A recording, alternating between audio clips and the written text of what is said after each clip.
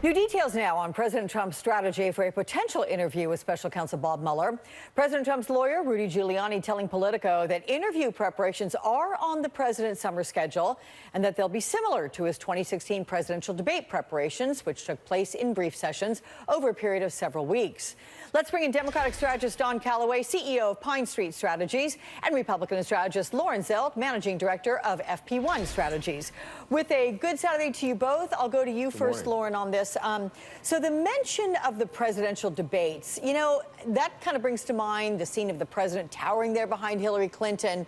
But what are your expectations for these interview preparations and the significance of the fact that they are on the president's calendar? I actually think it makes sense that Rudy Giuliani is saying that these are going to be like preparing for a presidential debate. I would suspect they've probably chosen someone to play Mr. Mueller in this scenario. They will go through all the questions that they think may be asked. And, you know, I do have to say, I'm really glad that they're on the calendar, and I'm really glad that he's going to be interviewed by Mr. Mueller. Let's do it. Let's get this investigation where it needs to be. I think this is really good news. What do you think, Don? What's your take? The investigation is progressing just fine. No thinking adult should have any feelings whatsoever about the investigation having passed the one-year mark, because thorough and serious investigative matters, particularly of this caliber, take a long time. I just want to place Rudolph Giuliani in his proper context. Rudy Giuliani is not the president's lawyer, and I bristle every time that I hear that. Rudy Giuliani is the latest in a series of carnival barkers who's been sent in front of the world to say all the things to all the cameras. He's almost an extension of the president, because the president does at least have the self-awareness to know that it's a little bit perilous for him to be out there saying some of these things right now. Emmett Thomas Flood and those guys who we don't see in front of the cameras are the real lawyers here. Rudy Giuliani is an absolute sideshow. So I don't put a whole lot of credence into what he says. But I guess it's good that he's preparing the president for these interviews, because that's normal legal procedure for any representation. Well, look, Rudy Giuliani, he has certainly been talking, Lauren. He spoke about all these developments in the approach to the Russia investigation. He did so in about a 40-minute long interview yesterday. Let's take a look at some of the highlights. You believe that, according to the special counsel and their investigative team, there may be a narrowing of questions. Is that accurate? Yes, it is. And then they sent us a response. I can't go into detail, but narrowing the subjects for questioning down to about 2. Here's the issue that I really feel strongly about with this informant, if there is one. First of all, I don't know for sure, nor does the president, if there really was one. We're told that. And explain to me why they even need an interview with the president if it isn't to try to trap him into perjury. It's like Martha Stewart. Martha Stewart never would have gone to jail if she hadn't gone and testified. My client is being unfairly prosecuted now. He's being unfairly... No, he's not being prosecuted, and we haven't pointed out he can't be indicted either. He cannot be indicted. You don't think a president can obstruct justice? He can, but in the case of firing a subordinate who's going to be replaced by somebody else on an acting basis immediately... But it's why you fired them. Corrupt intent. That's part of the legal analysis. It doesn't matter if, in fact, it can't result in anything. The investigation continued. So you're following all that? I mean, what's your reaction, Lauren? Well, that was certainly an interesting choice. You know, I have never advised any politician or client that I've worked with to sit down for a 40-minute interview. I don't really understand the strategy behind it, except for to think that maybe, you know, I know the president has successfully kind of utilized tactics of distraction, if you might call them, in the past. But I do think what's interesting is him bringing up the possibility of this informant.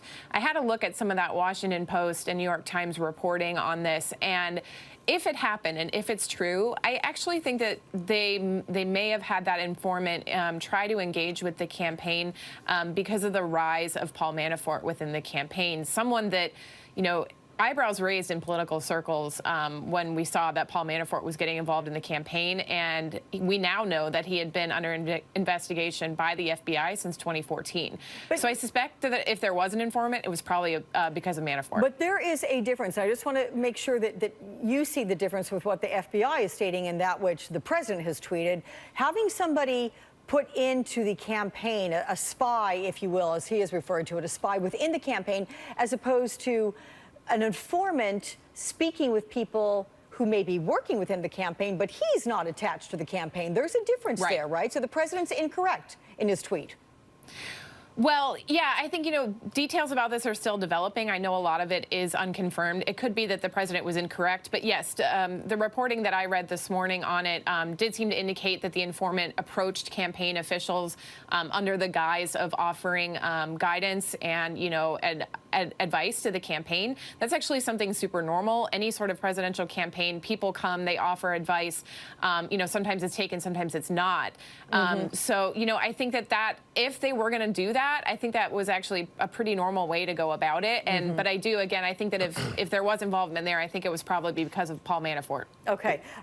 Your takeaway from the Giuliani interview, Don, and specifically, what about this part when he says they have sent us a response? He can't go into detail, of course, a response from Mueller's team, narrowing the subjects for questioning down to about 2.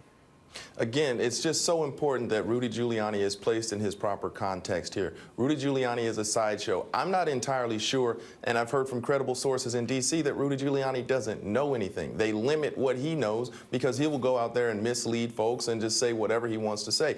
Rudy Giuliani is the president's direct response to Michael Avenatti putting on a public show of litigating these matters. And it's unfortunate because Michael Avenatti is not averse to the president in this matter. Michael Avenatti is averse to, I don't even know, but Robert Mueller certainly is not someone who can be swayed through Giuliani's attempted manipulation through the president of the media. So I really don't place a whole lot of credence, Alex, in anything that Rudy Giuliani is going out here and saying. It's not clear that he knows what he's talking about, and he's certainly not doing his client any favors as a quote-unquote lawyer in this matter by going out and talk. I don't practice law anymore, but I practice long enough to get this head full of gray hair, and I know that he's doing him no favors. He's going out and misrepresenting every aspect of this case, and it really just makes the president look bad. Look, we're going to wrap it up on that because it would appear that you and Lauren do agree on the fact that he shouldn't be talking at this length on interviews. Right. Lauren wouldn't advise it. You don't think he should be doing it. So, Dawn and Lauren, thank you very much for your time. We'll see you both Thanks, again Alex. soon. Yep. Thank you.